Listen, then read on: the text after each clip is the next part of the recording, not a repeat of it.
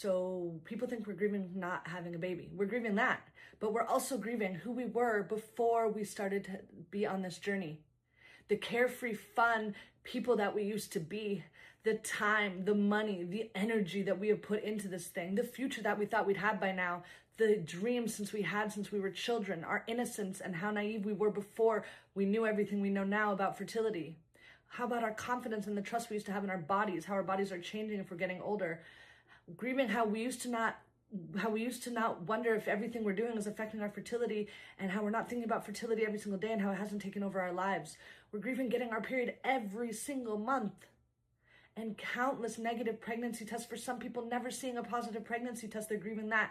And for others, we're grieving our pregnancy losses, but not just the losses. We're grieving how old the babies would have been by now if we hadn't lost them. And how when we used to be excited about getting pregnant, but now we're scared of getting pregnant because we're scared of losing the pregnancy. And we're scared, and we're not going to be able to enjoy the baby until it's actually all the way out of us. And we're grieving having to track our cycles and having to have sex to have a baby, and how it used to be for pleasure. We're grieving our old sex life and how sex used to be just for pleasure. And how about our old lifestyles? We're grieving maybe drinking or smoking or gluten or dairy or sugar or whatever it is.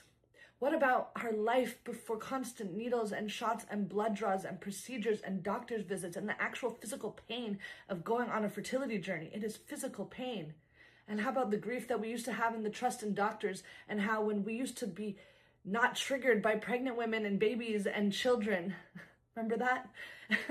And when we used to be able to hear pregnancy announcements and we'd be excited instead of jealous. Do you remember that? What about when we're grieving not being triggered by the holidays we're grieving not being able to surprise our partner with pregnancy announcements or baby announcements or gender reveals or baby showers or any of these things? Or how about not being invited to things anymore, or our relationships are changing? Or we're actually losing friendships because of fertility, because people are not getting it and they're acting awkward and weird by us, and we're not feeling understood or seen, and how lonely it can feel, and we're not getting the support or comfort that we need, and that can feel lonely. And we're grieving how even if you do absolutely everything right, including calm your nervous system and do less instead of more and blah, blah, blah, blah, blah, that we still might not get lucky and have a baby. And we're grieving how we might never be able to get pregnant naturally, and how we have to use IVF, and even that it might not work. And we might not be able to carry the baby, and we might not even be able to have a baby with our own genes, so then we're grieving our actual lineage. And they're grieving the possibility of never even having a child, and our parents never being able to be grandparents, or our partner never being able to be a mom or a dad, or if we're doing this journey alone, grieving having to do this whole journey alone. And we're grieving feeling left behind and feeling like our life is being put on hold while everybody moves forward, and living with constant disappointments and living in the constant unknown.